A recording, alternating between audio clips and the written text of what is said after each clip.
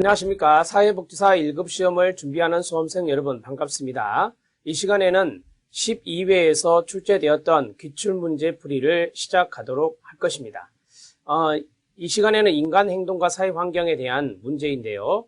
2014년 초반기에 있었던 1월 달에 있었던 12회 문제부터서는 매 영역마다 30문제가 아니라 25문제씩 출제가 되었습니다. 25문제씩 출제가 되어서 여러분들에게 15문제씩이 아닌 13문제, 12문제 이렇게 나누어서 2강에 걸쳐서 여러분들과 모두 16강, 모두 8영역이니까요. 16강에 걸쳐서 기출문제를 풀어드리겠습니다. 우리가 이제 2014년에 있었던 12회 시험에 대한 간단한 총평을 하면 최종 합격률이 28% 정도 나왔습니다. 이것은 11회 문제에 대한 기출문제에 대한 합격률과 거의 유사하게 출제가 되었는데요.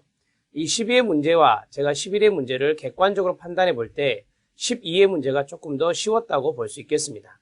사회복지 정책론이 좀 어려웠습니다. 물론 11회 때부터 9회 때부터 공개된 9회, 10회, 11회, 12회까지 모두 보면 정책론이 어렵게 출제가 되고 있었습니다. 이번에도 그런 현상이 상당히 짙게 나타났고요. 나머지 영역에서는 조금 수월하게 출제되었다고 볼 수 있겠습니다.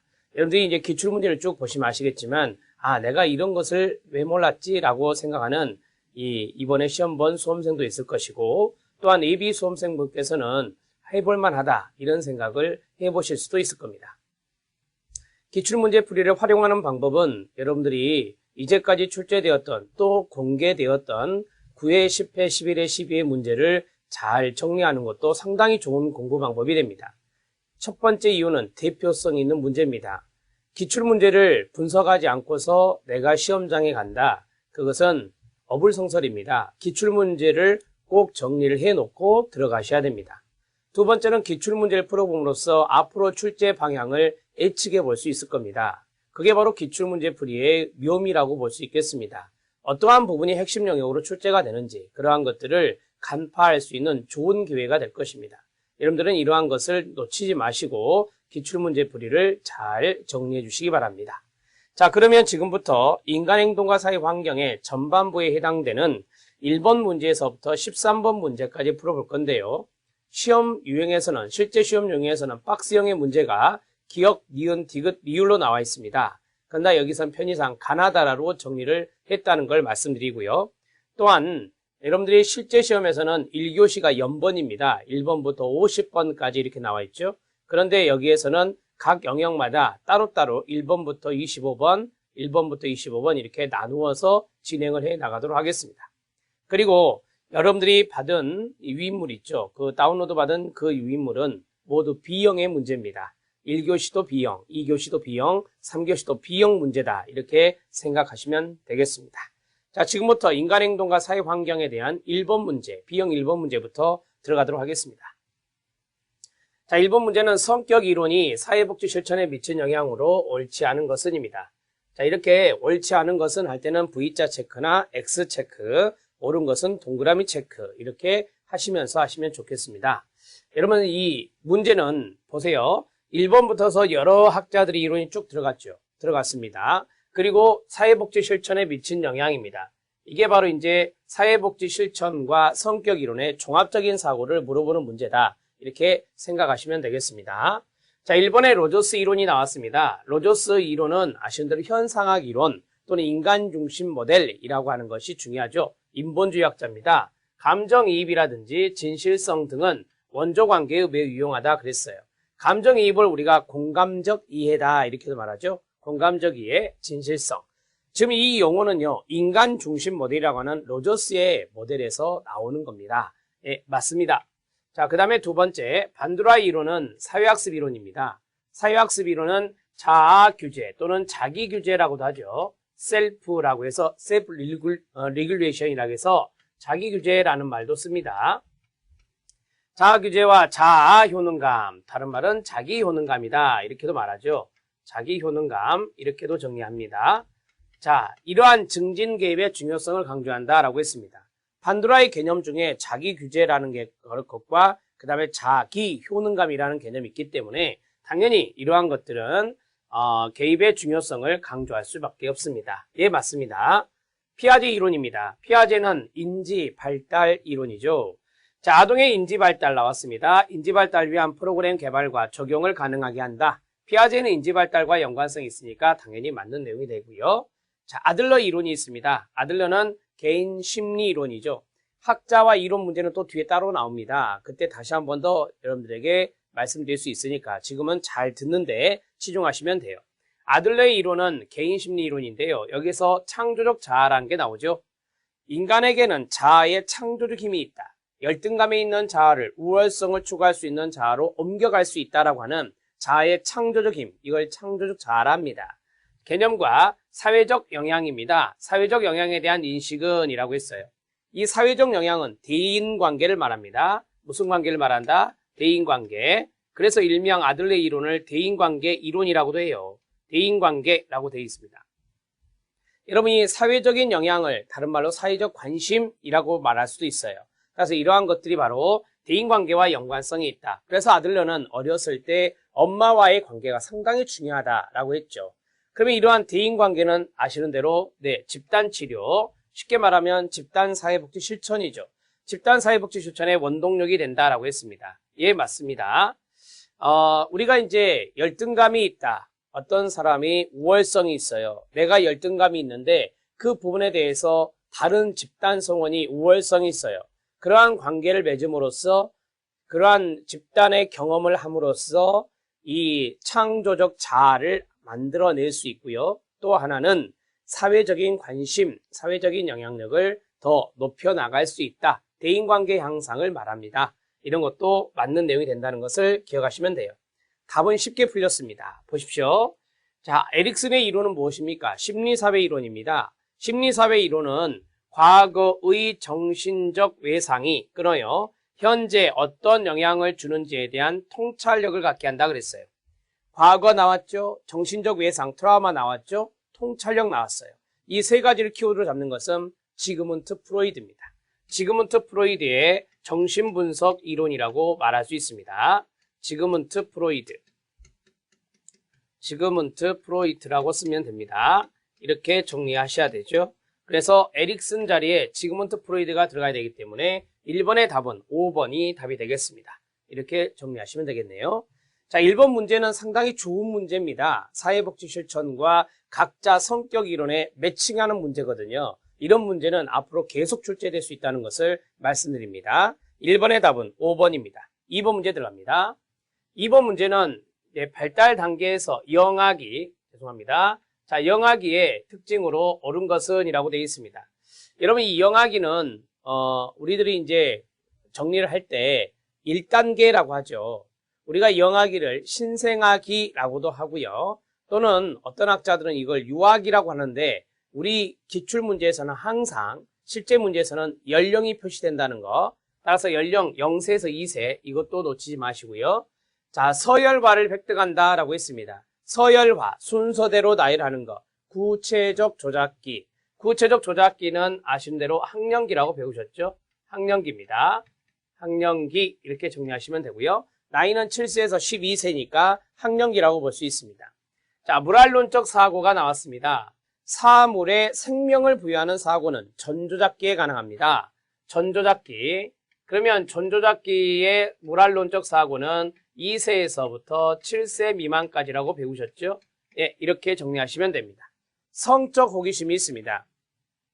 성적 호기심이 생겨서 성 역할에 대해서 관심을 갖고 그 다음에 그 성적 호기심을 표출하는 거. 장난감 생각하면 돼요.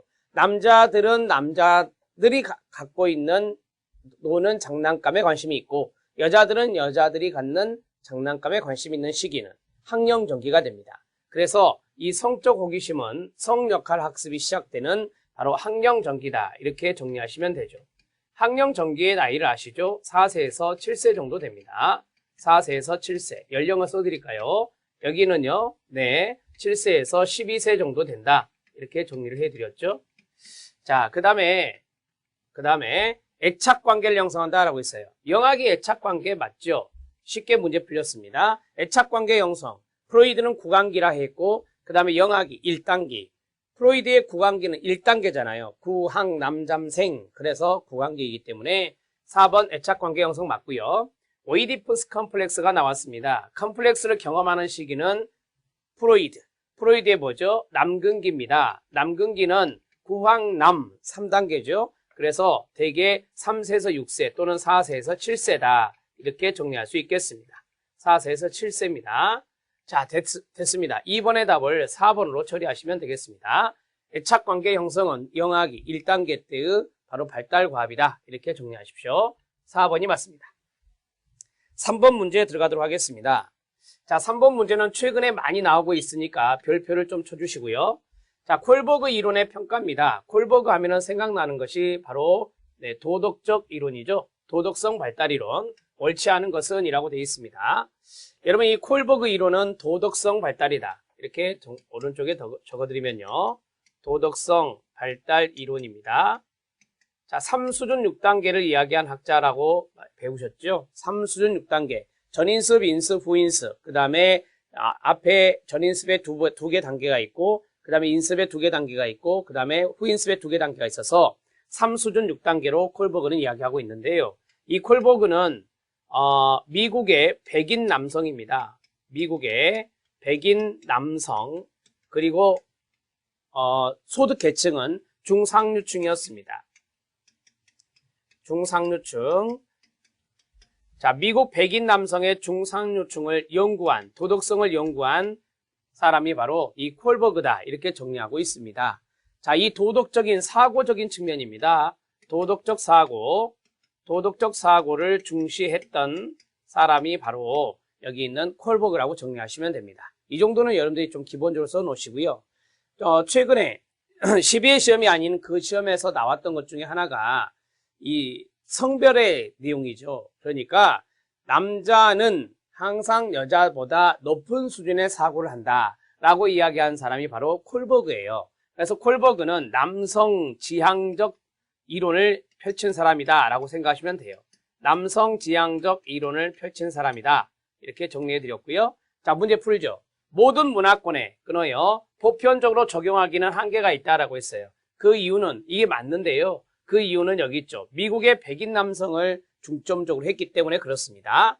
그 다음에 여성이 남성보다 도덕 수준이 낮다라는 성차별적 관점을 지닌다. 맞죠? 자, 왜 맞습니까? 예, 남성 지향의 도덕성 발달을 이야기했던 사람이라서 그렇습니다. 자, 인간의 자유의지를 부정하고 환경의 자극에 반응하는 존재를 본다라고 했습니다. 여러분, 인간의 자유의지가 있는데요. 그 자유의지를 부정을 합니다. 부정을 하고, 그 다음에 환경의 자극에 반응하는 존재다. 환경 나왔고 자극 나오면 행동주의 이론 아닙니까? 그렇죠? 행동주의 이론이에요. 자, 행동주의 이론과 연관성 있는 것이 바로 3번 지문입니다. 콜버그가 아닙니다. 자, 그 다음에 네 번째, 도덕적 행동에 영향을 미치는 여러 상황적 요인을 고려하지 않았습니다. 자, 쉽게 말하면 여기입니다. 환경적인 요인, 이러한 것을 고려하지 않는다라고 이제 비판 평가를 받는 겁니다. 상황적 요인은 환경적 요인도 정리하시면 돼요. 그러면 이렇게 쓰면 되죠. 콜버그는 환경적 요인을 경시했다. 이렇게 정리하시면 되죠. 맞습니다. 그 다음에 5번째는 도덕적 사고를 지나치게 강조하고 도덕적 행동이나 감정, 그러한 것들을 무시했다라고 하는 것입니다. 제가 여기서 말씀드렸죠. 도덕적 사고를 중시했다. 이렇게 말씀드렸습니다. 그래서 도덕이라고 하는 것은 윤리적인 측면을 말하죠. 옳고 그름을 말하는데 거기에 대한 사고, thinking이라고 하는 것을 지나치게 강조하고 도덕적인 행동이 있습니다. 도덕적인 감정이 있습니다. 그러한 것들을 무시한 측면이 있다. 이렇게 정리하고 있네요. 맞습니다. 자, 여기에서 잘못된 것은 3번입니다. 여러분, 콜버그 이론에서 자극이란 단어가 나오면 당연히 틀리다는 걸 알고 계시죠? 쉽게 말씀드리면 환경에 의한 자극, 거기에 반응하는 존재다. 그러면 뭐 스키너라든지 파블로브 등의 뭐예요? 행동주의적 학습 이론이란 말이에요. 따라서 이 문제를 놓고 봤을 때 1번, 2번, 4번, 5번을 내가 잘 모르겠다 하더라도 3번 지문에서 옳지 않은 것을 찾는 것이기 때문에 3번 지문에서 환경에 대한 자극, 이러한 것이 키 포인트로 되어 있다라면 이것은 여러분들이 쉽게 답을 찾아갈 수 있었을 것입니다. 3번의 답은 3번으로 처리하시면 됩니다. 4번 문제 들어가도록 하겠습니다. 4번 문제는 가장 기본적으로 나오는 인간의 발달에 대한 것입니다. 옳은 것은 이라 했어요. 자, 우리가 이제 문제를 풀 때 옳지 않은 것보다 옳은 것 찾기가 조금 더 힘듭니다. 그러나 이 문제는 그리 어렵지는 않습니다. 1번에 보면 일정한 속도로라고 되어 있죠. 일정한 속도로 전생에 동그라며 걸쳐 이루어진다. 자, 속도는 일정하지 않다고 배우셨습니다. 속도는 일정치 않다. 속도는 일정치 않다. 이렇게 정리하시고요. 자, 그 다음에 두 번째, 주로 유전적 요인에 의해서 주도되는 과정이다. 유전적 요인에 의해서 주도되는 게 아니라 뭐라고 배우셨습니까? 예, 유전과 환경의 상호작용입니다. 유전과 환경의 상호작용 이렇게 정리하시면 되겠습니다. 오답 노트를 해가고 있습니다. 그 다음에 하부에서 상부가 아니라 상부에서 하부죠. 그 다음에 말초에서 중심이 아니라 중심에서 말초죠. 이렇게 정리가 돼야 됩니다. 상부에서 하부, 상부에서 하부, 중심에서 말초. 오답 노트 됐죠. 그 다음에 인간 행동 양식의 전체적인 맥락 안에서 분석돼야 된다라고 했습니다. 자, 쉽게 말씀드리면 전체적인 맥락이라는 것을 우리가 환경이라 합시다. 이러한 환경 안에서 분석돼야 된다라고 했는데요. 예, 이러한 내용이 맞는 내용이죠. 인간의 어떤 발달이라고 하는 것은 환경 속의 인간이에요. 환경 안에 있는 전체적인 맥락 가운데서 이러한 것들을 분석해야 해야 될 것입니다. 점진적으로 일어나는 체계적인 변화이며 맞습니다. 인간의 발달이라고 하는 것은 발달 단계가 있거든요. 그래서 점진적으로 일어나는 체계적인 변화 맞고요. 질적 변화보다 양적 변화를 의미한다라고 했습니다. 우리가 보통 양적인 변화를 말할 때는 뭘 말하죠? 네, 우리가 성장통이라는 말을 쓰죠. 성장이라는 개념이에요. 따라서 발달이라고 하는 것은 지금 문제에서는 발달을 물어봤단 말이에요. 발달은 질적 변화뿐만 아니라 양적 변화까지 모두 포함하는 겁니다. 자, 이 변화 모두 중시되는 것이 바로 발달이다. 이렇게 정리하시면 돼요. 따라서 이렇게 비교하면 안 됩니다. 질적 변화보다 양적 변화다. 그럼 틀리고요. 질적, 양적 변화 모두 중요시하는 게 인간의 디벨롭먼트, 발달이다. 이렇게 정리할 수 있습니다. 답은 4번이 답이 되겠습니다. 자, 4번 문제 이해되셨죠? 자, 이제 5번 문제에 들어가도록 하겠습니다. 인간 발달 이론의 유용성입니다. 이 유용성에 대한 설명으로 옳지 않은 것은 이라 했어요. 우리는 인간의 발달 이론을 많이 배웁니다. 인간 행동과 사회 환경에서. 자, 그러한 것의 유용성입니다. 첫 번째, 우리는 이거를 뉘앙스로 찾아갈 수 있는데 잘 보세요. 인간과 환경의 상호작용을 파악할 수 있다. 맞습니까? 예, 맞습니다. 인간과 환경의 상호작용을 환경 속 인간이라 하죠. 자, 그 다음에 일생을 통해 일어나는 변화의 과정을 설명해 준다라고 했어요. 자, 예를 들어서 에릭슨이 있습니다. 에릭슨은 노년기까지 인생의 전 단계를 이야기하고 있죠. 그러한 변화의 과정을 설명해 주는 이론 맞습니다. 비슷한 연령대의 사람들을 모두 동일한 특성이 있음을 알 수 있다라고 했어요. 인간의 발달 이론에서 발달은 개인차가 있다고 배우셨습니다. 뭐가 있다? 개인차가 있다. 그러면 비슷한 연령대의 사람들이 모두 동일한 특성이 있음을 알 수 있나요? 아니면 다른 특성이 있음을 알 수 있나요? 다른 특성이 있음을 알 수 있습니다. 동일한 특성이 아니라 다른 특성이 있음을 안다. 그걸 저 쉽게 써드릴게요. 개인차가 있다는 것을 알 수 있다는 것입니다. 개인차가 있다는 것을 알 수 있다. 이렇게 정리하시면 돼요. 네 번째, 개인의 성장 과정에서 나타나는 문제의 원인, 그 원인을 이해하는 데 도움이 됩니다. 자, 예를 들어서 청소년기 때 자아정체감을 형성해야 된다고 배우셨죠. 그런데 청소년기에 자아정체감 형성을 하지 못했어요.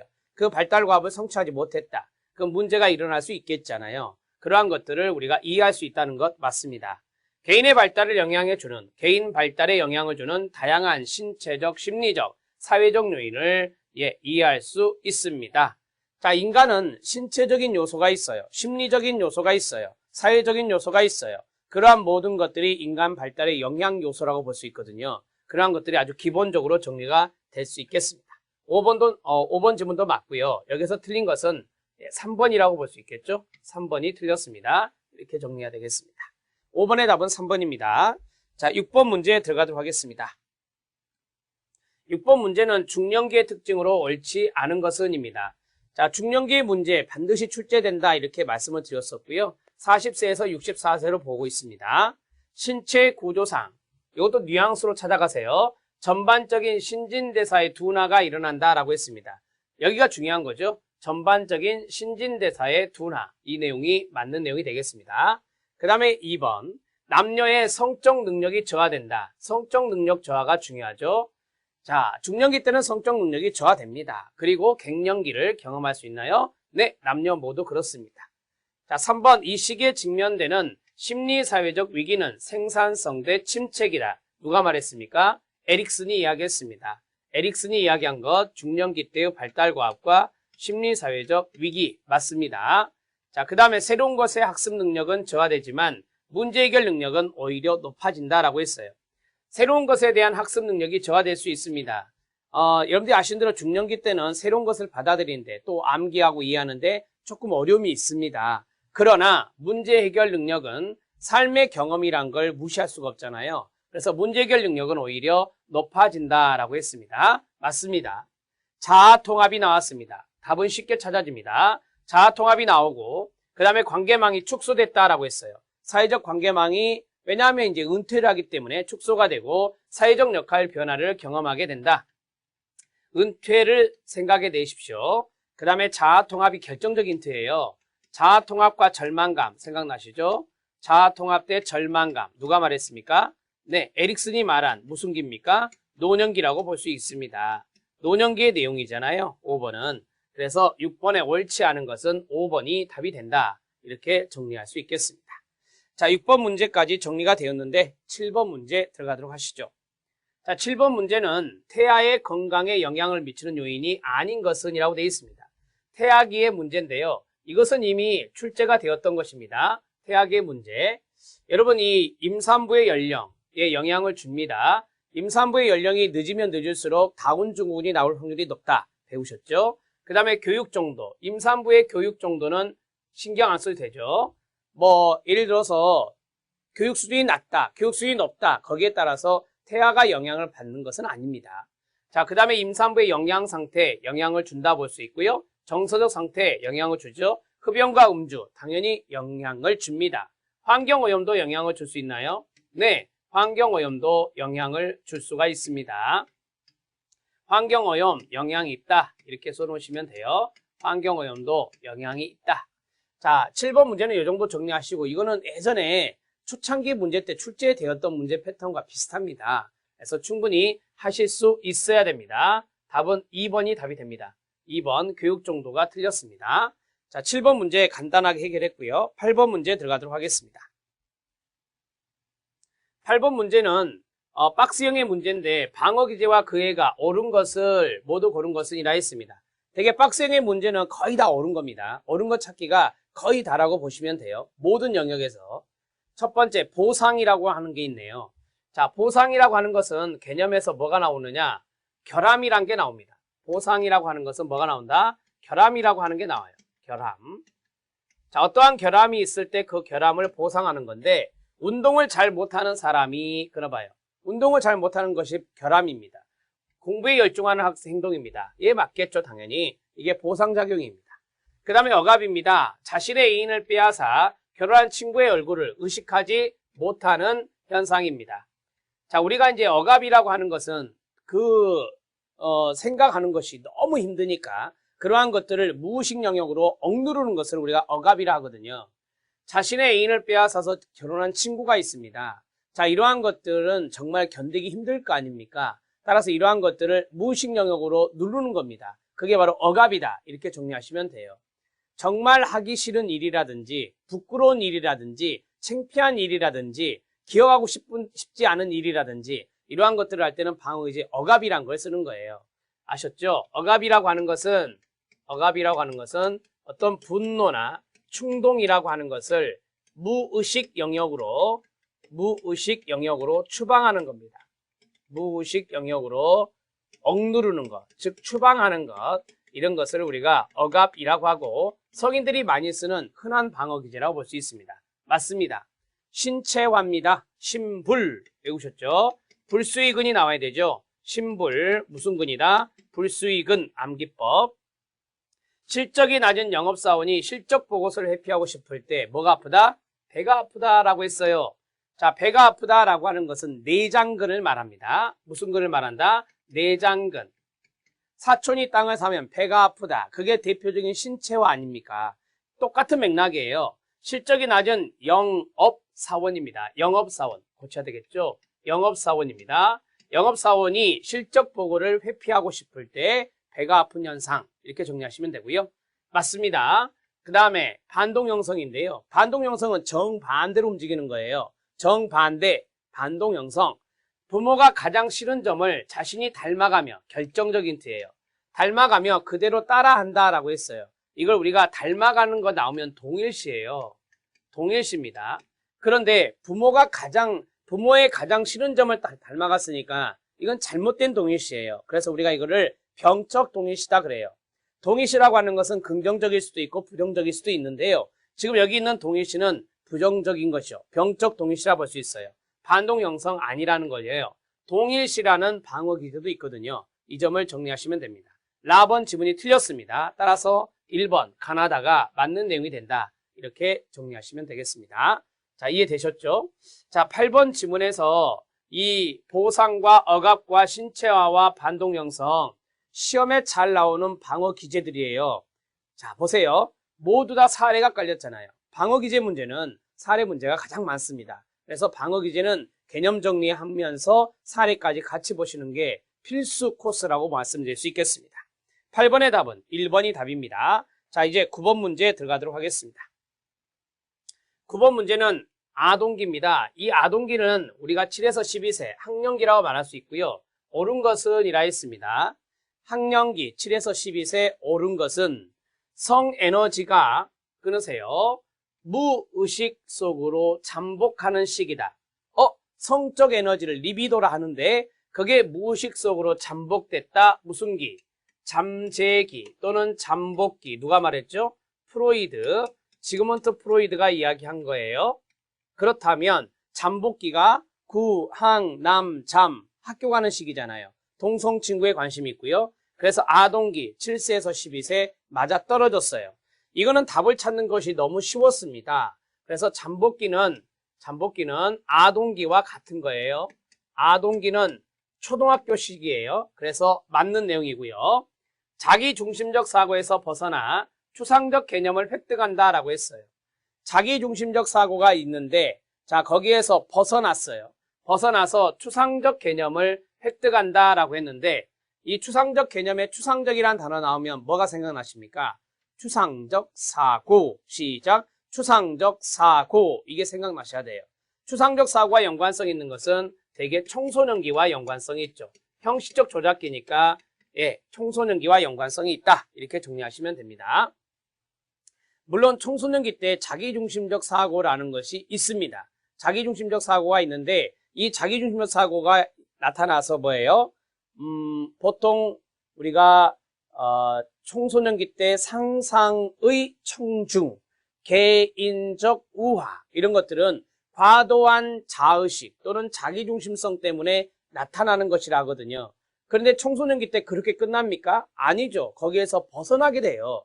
벗어나게 되고 그러한 문제를 해결하는 시점이 바로 청소년기 안에 있어야 됩니다. 또한 이러한 청소년기 때는 추상적 개념을 획득해서 추상적 사고가 가능해져요. 추상적 사고가 가능해진다. 이렇게 정리를 하시면 되겠습니다. 자, 그 다음에 3번 또래 집단과의 상호작용이 줄어들어 혼자 있는 시간이 늘어난다 라고 했어요. 여러분 여기 아동기를 잘 생각하세요. 또래 집단과 상호작용이 줄어들어요, 늘어나요? 늘어나죠. 늘어납니다. 증가돼요. 증가되면서 같이 어울리게 됩니다. 함께 어울린다. 이렇게 고쳐야 돼, 여기는. 함께 어울린다. 이렇게 알아두시면 좋겠습니다. 3번 지문은 아동기의 내용인데 틀린 내용이에요. 다른 길을 찾지 마시고요. 이렇게 정리하시면 되고 신체적 성장과 발달이 급격하게 진행된다. 생각나죠? 골격이 완성된다. 뭐죠? 청소년기입니다. 청소년기를 우리가 제2차 성장 급등기랍니다. 제2의 성장 급등기, 제2의 성장 급등기를 청소년기라 하죠. 1 성장 급등기는 영아기잖아요. 자, 그 다음에 학교에서의 성공이나 실패 경험이 끊어요. 학교 맞죠? 아동기 때는 학교 다니니까 학교 맞고요. 아동기 자아 발달에 중요한 영향을 주지 않습니까? 줍니까? 당연히 주죠. 당연히 줍니다. 자, 여러분 2번부터 5번까지 고민할 필요 없이 1번의 성적 에너지가 무의식적으로 잠복이 됐다. 성적 에너지는 리비도가 무의식적으로 잠복됐다. 그래서 잠복기라 해요. 잠재기라 해요. 그걸 누가 말했죠? 프로이드가 말했어요. 프로이드가 말한 4단계예요. 4단계의 나이는 7에서 12세란 말이에요. 잠복기는 7에서 12세니까 여기 있는 아동기 내용이 맞습니다. 그래서 9번의 답은 9번의 답은 여기까지 할게요. 1번이 답이에요. 1번이 옳은 내용이다. 이렇게 정리하시면 되겠습니다. 자, 9번 문제 해결해 드렸습니다. 10번 문제 들어가도록 하겠습니다. 쉬운 문제. 에릭슨의 심리사회적 위기와 프로이드의 심리성적 발달 단계 연결이 옳은 것은 이라 했습니다. 에릭슨과 프로이드의 비교인데 옳은 것을 찾는 거네요. 우리가 이제 에릭슨은 심리사회 이론이라 하고 그 다음에 프로이드를 심리성적 발달 단계, 심리성적 이론이라고도 해요. 그래서 성적인 내용을 강조했던 사람이 바로 프로이드죠. 자, 그러면 여러분들은 여기에서 무엇을 하셔야 되냐면 숫자 단계를 쓰는 게 좋아요. 보세요. 자수가 나왔어요. 자수. 제가 여기다 쓰겠습니다. 심불, 자수, 주제, 근열, 그 다음에 자아, 정체감, 형성이라고 배우셨죠? 그 다음에 역할 혼란입니다. 역할 혼란. 제가 왜 5개만 썼냐? 프로이드는 5단계로 나누었잖아요. 이게 바로 구, 이게 바로 항, 이게 바로 남, 이게 바로 잠, 이게 바로 생이거든요. 이렇게 정리할 수 있어요. 자, 이 내용을 아셨으면 대입하시면 돼요. 옳은 것 찾기입니다. 생식기 자수, 자율성 수치심, 항문기라 해야 되죠. 틀렸습니다. 근면성 대 열등감, 근열은 잠복기죠. 남근기라 했으니까 틀렸습니다. 신뢰감 대 불신감, 신뢰심불 1단계 구강기 맞습니다. 이렇게 찾아가는 거예요. 친밀감 대 고립감, 친밀감 대 고립감은 청년기죠. 무슨 기다? 청년기예요. 청년기는 여기 아래에 있는 여기요. 생식기. 프로이드는 청소년기에서부터 성인기 이전까지를 생식기라 했거든요. 따라서 항문기가 당연히 아니고 여기에는 생식기가 들어가야 돼요. 뭐가 들어가야 된다? 생식기가 들어가야 돼요. 정체감 대 정체감 혼란 뭡니까? 네, 청소년기죠. 잠재기가 아니라 뭐라 해야 돼요? 생식기라 해야 돼요. 이렇게 정리하시면 오답 노트가 끝납니다. 자, 10번의 답은 3번이 답이 되겠습니다. 자, 이런 문제는 쉽게 푸셔야 됩니다. 이렇게 해서 에릭슨과 프로이드의 연결 문제였습니다. 간단한 문제고요. 답은 3번입니다. 11번 문제 들어갑니다. 인본주의 이론의 주요 개념으로 옳은 것을 모두 고른 것은 박스형의 문제. 자아 실현의 욕구 맞습니까? 누구 생각나십니까? 네, 매슬로우입니다. 매슬로우는 인본주의 학자 맞습니까? 네, 에브람 매슬로우는 인본주의 학자입니다. 무조건적 긍정적 관심. 무조건적 긍정적 관심은 누구와 생각나십니까? 로저스입니다. 로저스가 이야기하는 인간 중심 모델입니다. 로저스의 인간 중심 모델은 바로 무조건적 긍정적 관심 또는 존중 이러한 것들을 이야기했고요. 소속과 애정의 욕구 맞습니까? 네, 누가 생각나십니까? 매슬로우입니다. 매슬로우는 욕구 위계 이론의 학자죠. 욕구 단계 이론이라고 해요. 욕구 단계 이론, 욕구 위계 이론 학자라고도 하죠. 맞습니다. 열등감과 보상 누가 생각나십니까? 네, 아들러입니다. 열등감과 보상은 앞에서 말씀드렸죠. 아들러의 개인 심리 이론이에요. 아들러의 개인 심리 이론이 생각이 나셔야 됩니다. 자, 따라서 옳은 것을 찾아라. 라번 지문 틀렸고 답은 1번이 답이 된다. 이렇게 알고 계시면 되겠습니다. 11번 문제의 답은 1번입니다. 12번 문제 들어가도록 하겠습니다. 환경체계 문제인데요. 사회체계가 나왔습니다. 여러분 이 사회체계 주요 개념으로 옳지 않은 것은 이라 했어요. 사회체계는 시험 문제에 반드시 출제가 되는데 이런 형태입니다. 첫 번째 시너지, 두 번째 경계, 세 번째 엔트로피, 네 번째 항상성, 다섯 번째가 균형입니다. 여러분 1번에 있는 시너지라고 하는 것은 우리가 보통 시너지 효과 이런 말을 하죠. 체계 내에서 유용한 에너지가 여기서 끊어야 돼요. 감소합니까? 증가합니까? 증가하는 겁니다. 여러분들이 알고 있는 대로 시너지 효과는 계속해서 어떠한 공동작용에 의해서 그것이 증가되는 현상을 시너지 효과라고 배우셨잖아요. 예, 맞습니다. 경계는 모든 사회 체계에서 볼 수 있는 사회적 구조다. 이게 중요한 거죠. 사회적 구조입니다. 가족에도 경계가 있습니다. 그 다음에 집단에도 경계가 있고 조직에도 경계가 있어요. 지역사회에도 경계가 있고 모든 사회 체계에서 볼 수 있는 것입니다. 자, 맞습니다. 엔트로피가 있습니다. 엔트로피는 여기다 쓰겠습니다. 개역을 쓰셔야죠. 개방체계는 역엔트로피입니까? 네. 개방체계는 에너지를 교환하고 체계를 성장, 발전시킵니다. 성장, 발전시킨다. 역엔트로피, 넥엔트로피라고 하죠. 역엔트로피, 넥엔트로피. 자, 그 다음에 폐쇄체계가 있습니다. 자, 폐쇄체계는 반대로 엔트로피가 되겠죠. 폐쇄체계는 엔트로피 이렇게 정리가 되겠네요. 자, 그러면 보세요. 체계 내에 질서가 있습니다. 형태가 있습니다. 분화가 있는 상태로 되어 있잖아요. 여러분, 질서가 있고 형태가 있고 분화가 있다. 그것은 엔트로피와 연관성이 없어요. 역엔트로피입니다. 뭐라고요? 역엔트로피입니다. 그 이유를 말씀드리죠. 여러분들이 아시는 대로 여기 있는 폐쇄체계 엔트로피는요. 체계가 쇠퇴하는 겁니다. 체계가 소멸하는 겁니다. 체계가 쇠퇴하고 소멸하는데 어떻게 질서가 있습니까? 어떻게 형태가 있습니까? 어떻게 분화가 일어납니까? 이 분화나 형태나 질서가 있으려면 에너지 교환이 잘 되면서 그 체계가 짱짱하게 버티고 있어야 됩니다. 그래야 질서, 형태, 분화가 있는 상태가 될 수밖에 없죠.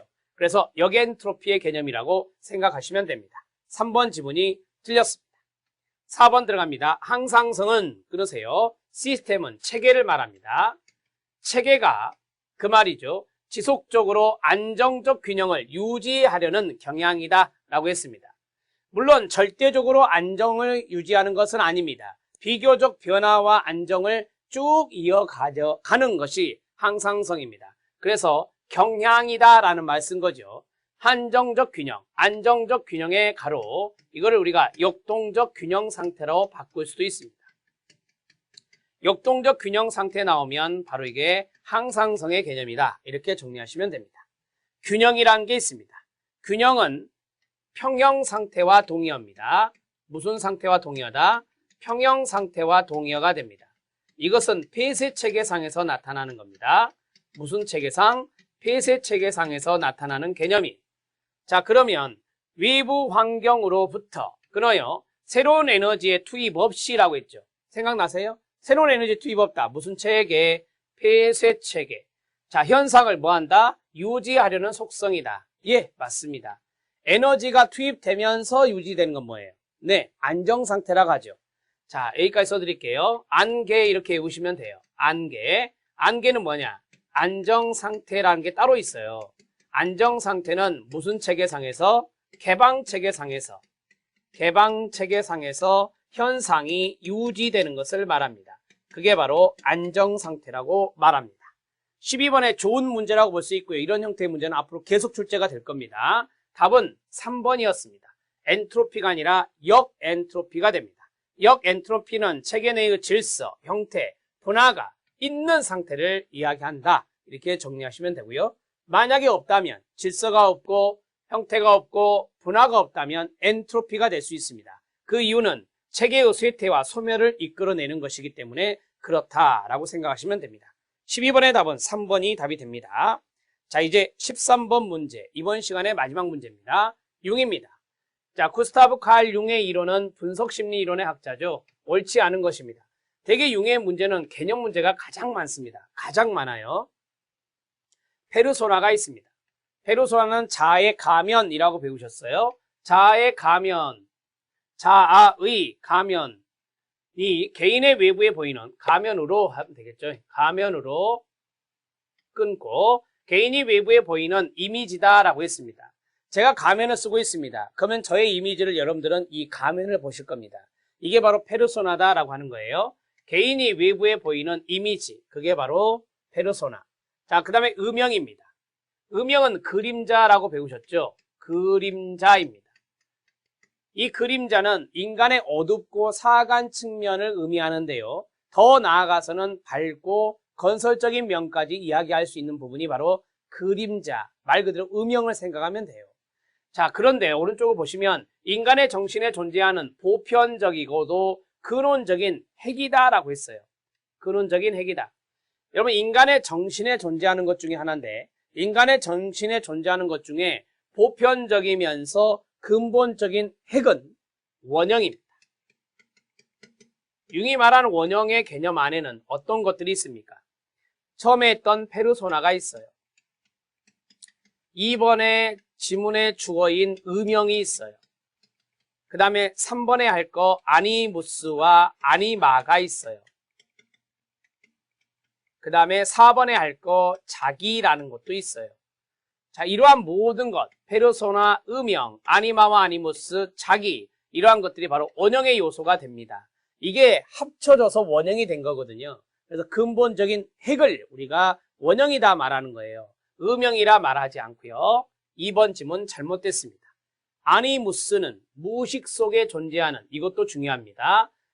아니무스는 아줌마가 무스 발랐다. 여성의 남성적 측면, 여성의 남성적 측면을 아니무스라고 합니다. 예, 맞습니다. 자기는, 끊으세요. 성격의 중심으로 통일성과 안정성을 제공한다. 또는 평형이라고도 합니다. 평형을 제공한다라고 했어요. 여러분, 이 자기라고 하는 셀프, 이 셀프라고 하는 것은 성격의 중심을 이룹니다. 성격의 중심을 이루고, 그래서 이 융의 그림이 있습니다. 혓바닥처럼 생긴 이러한 그림을 보면 그 중간에 뭐가 있느냐? 자기라는 게 있어요. 성격의 중심을 이룬다는 거죠. 그리고 이러한 것들은 바로 통일성, 안정성, 그 다음에 평형, 또 세 가지를 좀 같은 의미로 생각해 보세요. 통일되어 있다, 안정되죠. 평형을 이루는 겁니다. 그것을 제공해 주는 게 바로 자기라고 하는 요소다, 이렇게 생각하시면 됩니다. 4번 지문 잘 알아놓으십시오. 시험에 잘 나오는 지문입니다. 자기도. 그 다음에 리비도가 있습니다. 이 융은요, 리비도를 이야기하는데 지그문트 프로이드, 스승의 지그문트 프로이드와 다른 견해를 이야기하죠. 지그문트 프로이드의 리비도는 성적 본능 에너지인데 여기 있는 융은 생활 에너지라 이야기합니다. 그래서 인생 전반에 작동하는 생활 에너지, 이러한 생활 에너지가 바로 리비도다, 이렇게 정리를 하시는 게 바로 융의 리비도가 되겠습니다. 자, 맞죠? 우리는 이제 융의 문제를 대비할 때요, 이런 개념을 잡으셔야 돼요. 이제까지 문제를 다 모아보세요. 융의 문제는 개념 문제가 가장 많습니다. 문제 낼 거리가 그거밖에 없어요. 그래서 융의 내용에서 페르소나의 개념, 음영의 개념, 아니무스의 개념, 아니마의 개념, 자기의 개념, 리비도의 개념, 중년기의 개별화의 개념, 그 다음에 또요, 네, 무의식 속의 관념 덩어리라고 하는 콤플렉스의 개념, 이런 것들이 시험에 잘 출제되고 있는 것들입니다. 이렇게 정리하시면 돼요. 13번의 답은 2번이 틀린 내용이 됩니다. 2번은 바로 음영이 아니라 원형의 개념이었다, 이렇게 알고 계시면 되겠습니다. 13번 문제까지 해결해 드렸습니다. 저는 일행사 첫 번째 인간행동과 사회환경의 첫 번째 강의를 했는데요.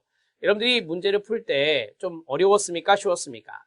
문제의 지문이 다른 지문이 좀 어렵다 하더라도 내가 알고자 하는 것을, 알고 있는 것을 정확히 내가 파악하고 있다면 이 문제는 쉽게 풀릴 수 있는 문제도 많았습니다. 따라서 문제라고 하는 것은요, 다른 지문들을 해결해서 문제를 풀어내는 것도 있지만 내가 철저하게 정확하게 알고 있는 것 때문에 맞는 경우도 있습니다. 이러한 것들이 바로 이제 문제를 풀 때 묘미라고 볼 수 있어요. 그래서 이 문제를 물론 전체적으로 파악하는 게 좋은 도움이 되지만 문제를 풀 때 이거는 쉽게 풀린구나, 이런 것들이 이렇게 푸는 것이구나 라고 하는 것도 배우시기 바랍니다. 그게 문제풀이의 전략이거든요. 그래서 그러한 문제를 잘 풀어낼 수 있는 전략을 갖추셔야만이 실전에 강한 면모를 보일 수 있다는 것을 말씀드리고 싶습니다. 다음 시간에는 인간행동과 사회환경 그 다음 문제 14번에서부터 25번 문제까지 풀어보도록 하겠습니다. 수고하셨습니다.